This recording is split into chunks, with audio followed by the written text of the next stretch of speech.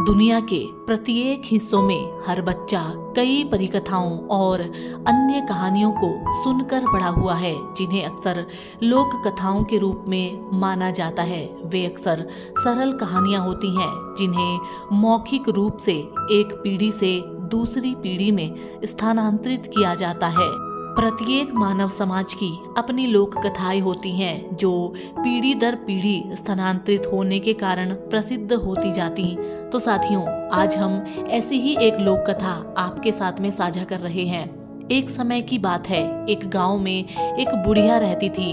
बुजुर्ग महिला के पास 2 बड़े बर्तन थे और प्रत्येक को एक बांस की छड़ी के अंत में लटका दिया गया था, जिसे वह अपनी गर्दन पर रखती थी। उसके पास 2 ही बर्तन थे, उनमें से एक बिल्कुल सही था और हमेशा पूरा पानी भर देता था, जबकि दूसरे में दरार थी और वह केवल आधा हिस्सा ही पानी दे पाता था।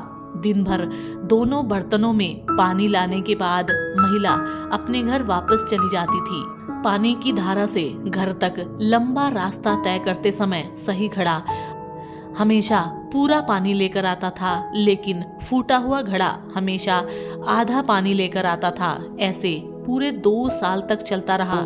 निसंदेह सही घड़े को अपनी उपलब्धियों पर बहुत गर्व था, लेकिन बेचारा फूटा हुआ घड़ा अपनी विफलताओं पर शर्मिंदा था और दुखी था कि वह अपने कर्तव्यों को पूरा नहीं कर सका जो उसे करने के लिए बनाया गया था।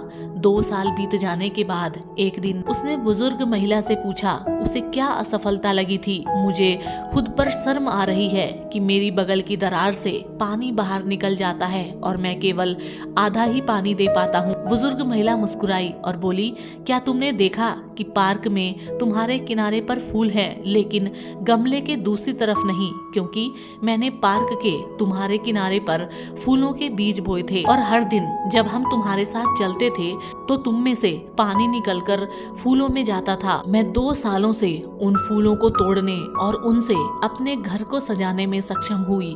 तुम जैसे हो उसके बिना घर की शोभा बढ़ाने वाली सुंदरता और कोई नहीं थी। तो साथियों, इस कहानी से हमें यह शिक्षा मिलती है कि हम सभी उस फूटे घड़े की तरह हैं। हम सभी के भीतर कुछ खामियां हो सकती हैं, लेकिन और ये खामियां हमें बहुत दिलचस्प और फायदेमंद बना सकती हैं। हमें हमेशा अपने जीवन के परिणामों को टूटे बर्तन में फूलों की खुशबू की तरह स्वीकार करना चाहिए। तो साथियों, हम उम्मीद करते हैं आज की ये कहानी आपको पसंद आई होगी और इसी तरीके की और कहानियों के लिए आप हमारे चैनल को सब्सक्राइब करें। हम आपसे मिलेंगे एक और कहानी के साथ। तब तक के लिए नमस्कार, जय हिंद।